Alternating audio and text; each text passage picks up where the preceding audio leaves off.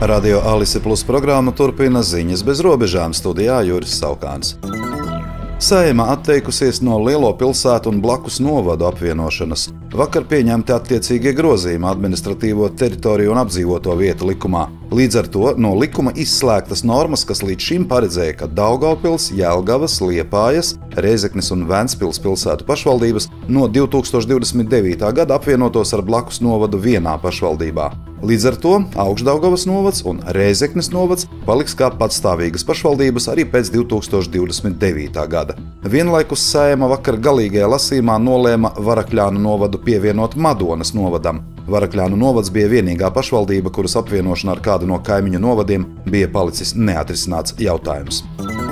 Šodien Latvijā piemin 20. gadsimta 40. gadu deportācijas. Daugavpilī Andreja Pumpura skvērā pie piemiņas akmens nevainīgajiem sarkanā terora upuriem notika komunistiskā genocīda upuriem veltīts piemiņas brīdis. Pirms tam dievkalpojums un aizlūgums Daugavpils Svētā Pētera ķēdēs Romas katoļu baznīcā.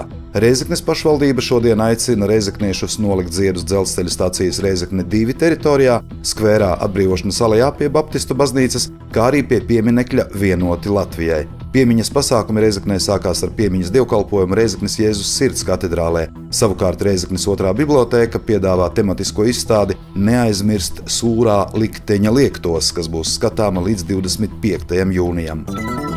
Vakar Daugavpils dome nolēma, ka Latgales plānošanas reģiona attīstības padomē pašvaldību pārstāvēs Valsts pilsētas pašvaldības domes priekšsēdētājs Andrejs Elksniņš. Iemesls pašreizējā situācijā padomes dienas kārtībā iekļautie jautājumi un ar tiem saistītie pieņemamie lēmumi prasa tiešu domes priekšsēdētāju dalību, turklāt arī pārējās Latgales pašvaldības pārstāv domju priekšsēdētāji. Līdz šim Daugavpils pašvaldību padomē pārstāvēja Jānis Lāčplēsis.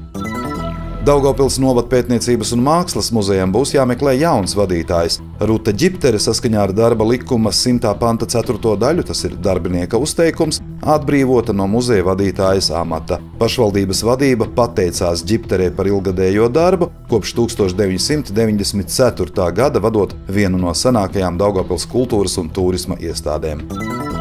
Krāslavas novadā par nelikumīgo imigrantu pārvadāšanu valsts robežsardze aizturējusi 5 Latvijas pilsoņus. Vietējie iedzīvotāji bija snieguši informāciju par aizdomīgu personu grupu, un robežsargi Krāslavas novadā uz kādu lauku ceļa konstatēja 2 stāvošas automašīnas, kurās atradās 5 Latvijas pilsoņi. Dokumentu pārbaudes laikā konstatēts, ka vienas automašīnas salonā atrodas arī viena aziātiskas izcelsmes persona, bet netālu no automašīnas krūmos slēpjas vēl 4 aziātiskas izcelsmes personas bez ceļošanas dokumentiem, derīgām vīzām un uzturēšanās atļaujām.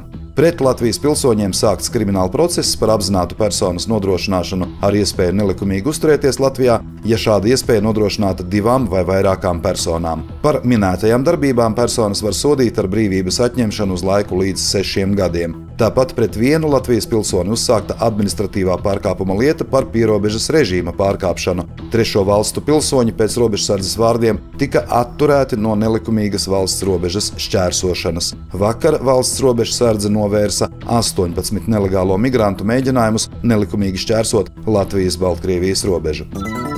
Vakar ugunsgrēkā Rēzeknes novadā izglābts cilvēks. Par to ziņo Valsts ugunsdzēsības un glābšanas dienests. Silmalas pagastā 3 stāvu dzīvojamās mājas 2. stāvā dega dzīvoklis, blakus esošā dzīvokļa durvis un 3. stāva balkons. 6 cilvēki no ēkas evakuējās pirms ugunsdzēsēju ierašanās, bet vienu ar 3 posmu izbīdāmām kāpnēm no 3. stāva izglāba ugunsdzēsēji. Degošajā dzīvoklī atrasti 2 bojā gājuši suņi. Šā gada 20. jūlijā Daugavpils dzimtsarakstu nodaļā godinās zelta un dimanta kāzu jubilārus. Pieteikties dalībai pasākumā tiek aicināti Daugavpils iedzīvotāji, kas reģistrējuši laulības Daugavpils pilsētas dzimtsarakstu nodaļā 1964. vai 1974. gadā, un šogad svin kopdzīves 50 un attiecīgi 60 gadu jubilejas. Svinības notiks 20. jūlijā, pulkstens 12. dzimtsarakstu nodaļas telpās Raiņa ielā 27.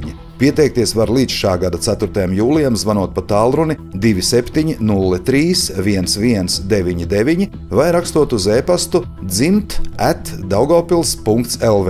Gadījumā, ja piesakās elektroniski, tad noteikti jānorāda tālruņa numurs, lai dzimtsarakstu nodaļas darbinieki var sazināties un apspriest pasākuma norisi.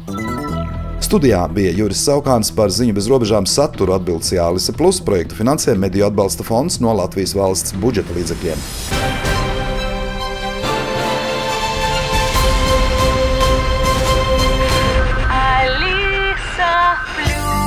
Radio